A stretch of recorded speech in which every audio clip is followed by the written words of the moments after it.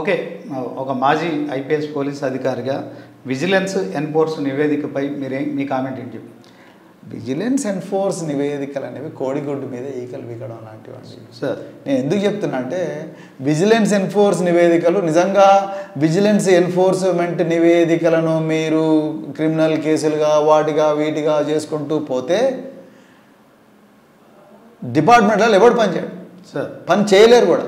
మరి ఎన్డీఎస్ఏ రిపోర్ట్ని ఎట్లా చూస్తారు సార్? ఎన్డీఎస్ఏ రిపోర్ట్లు ఏమున్నాయండి, వాళ్ళు ఎన్డీఎస్ఏ రిపోర్ట్ ఇప్పుడు ఎవరైతే ఇచ్చారో ఆ ఎన్డీఎస్ఏ రిపోర్ట్ మిగతా వాళ్ళు ఇంజనీర్లు కూడా అడగాలి కదా, మిగతా టెక్నోక్రాట్స్ని కూడా అడగాలి కదా. వాళ్ళు ఎవరిని అడగకుండా రిపోర్ట్ చేస్తే అయిపోయిందా? ఇంజనీర్లను ఏమైంది, డ్యామ్ ఎక్కడుంది, దానికి ఏమైనా ప్రాబ్లమ్స్ ఉన్నాయా, ఎందుకు ప్రాబ్లం అయింది, న్యాచురల్ ఫోర్సెస్ ఉన్నాయా, లేకపోతే ఏమైనా కాన్స్పిరసీ జరిగిందా, వీటన్నిటి మీద అన్ని వర్గాలను ఇప్పుడు ఎట్లయితే పీసీ ఘోష్ కమిషన్ ఎట్లయితే అందరిని అడుగుతున్నారో అట్లా అన్ని వర్గాల అభిప్రాయాలు అన్ని వర్గాల వాంగ్మూలాలు తీసుకొని వాళ్ళంతటికి వాళ్ళు ఇన్వెస్టిగేషన్ చేసి అప్పుడు ఎవిడెన్స్ తీసుకొచ్చి ప్రజల మీద పెట్టి ఈ విధంగా అయ్యే అవకాశం ఉందని చెప్పాలి. 3 రోజుల జ్యుడిషియల్ ఎంక్వైరీ ఇప్పుడు జరుగుతున్నది సవ్యంగా జరుగుతుందని. సవ్యంగా జరుగుతుంది అంటలేను నేనేమంటున్నాను. నేను జ్యుడిషియల్ ఎంక్వైరీ విధి విధానాల మీద నేను మాట్లాడతలేను.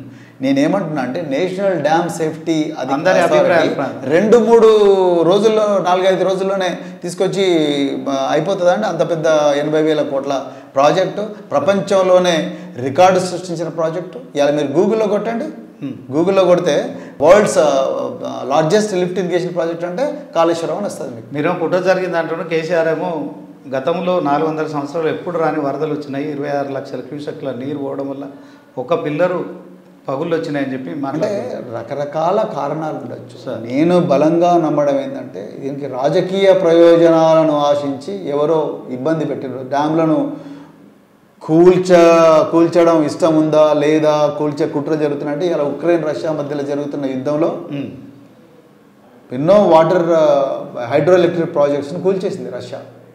ఉక్రెయిన్ రష్యాలో ప్రాజెక్టు కూల్చేసింది, రష్యా వచ్చి ఉక్రెయిన్ ప్రాజెక్టు కూల్చేసింది, బ్రిడ్జ్లను కూల్చేసింది.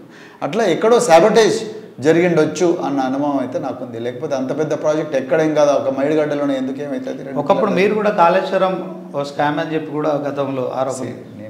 నేను ప్రభుత్వంలో ఎక్కడన్నా తప్పులు జరిగి ఉంటే నేను వ్యక్తులను టార్గెట్ చేయలేదు. నేను ప్రజా సమస్యల గురించి మాట్లాడే ఒక రాజకీయ పార్టీ ప్రతినిధిగా, ప్రజల గొంతుకగా నేను గురుకుల విషయాల్లో కానీ, లేకపోతే పిల్లలు చనిపోయినప్పుడు కానీ, లేకపోతే ఏమంటారు గ్రూప్ 1 పేపర్ లీక్ అయినప్పుడు కానీ, వీటన్నిటి అప్పుడు మేము ప్రజల గొంతుకగా మాట్లాడే రాజకీయాల్లో తప్పకుండా ప్రజల గొంతుకగా ఉండాల్సిన బాధ్యత ప్రతి రాజకీయ నాయకుడికి ఉంటుంది. ఆ రోజు మేము కూడా ఆనాడు ఉండే ప్రభుత్వం మీద పోరాటం చేసినాం. తర్వాత బీఎస్పీ పార్టీకి రాజీనామా చేసి బీఆర్ఎస్లోకి వచ్చాను.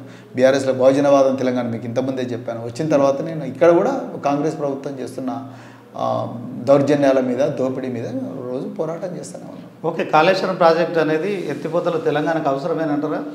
100% అండి. అసలు కాళేశ్వరం ప్రాజెక్ట్ అని ఇలా కాళేశ్వరం ప్రాజెక్ట్ అని లేకపోతే మీకు ఇలా 1,00,000 కోటిన్నర మెట్రిక్ టన్నుల రైస్ అవుట్పుట్ ఏ విధంగా వచ్చేది. ఒకప్పుడు 50 కోట్లు 50 లక్షలు 60 లక్షలు ఉండేది. ఇలా 1,50,00,000 లక్షల మెట్రిక్ టన్నుల రైస్ ఎట్లా వస్తుందండి?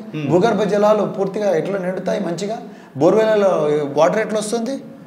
గ్రౌండ్ వాటర్ టేబుల్ ఎందుకు పెరిగింది? అంటే తమ్మిడిహట్టి దగ్గర కాళేశ్వరం నిర్మిస్తే కేవలం గ్రావిటీ ద్వారా అంతకంటే ఎక్కువ నీళ్ళు వచ్చేది. కేవలం కమిషన్ల కోసమే కాళేశ్వరం మేడిగడ్డ దగ్గర నిర్మాణం చేసిన కాంగ్రెస్ వాదిస్తుంది. తప్పు. నిన్న నేను హరీష్ రావు గారి వాంగ్మూలం ఇచ్చేటప్పుడు నేను వారి దగ్గరే ఉన్నాను. సో హరీష్ రావు గారు ఇచ్చిన స్టేట్మెంట్లో జస్టిస్ పీసీ ఘోష్ గారి ముందర చాలా క్లియర్గా వారు చెప్పారు. వారు ఫస్ట్ తుమ్మిడిహెట్టి దగ్గరనే కడదామనుకున్నారు.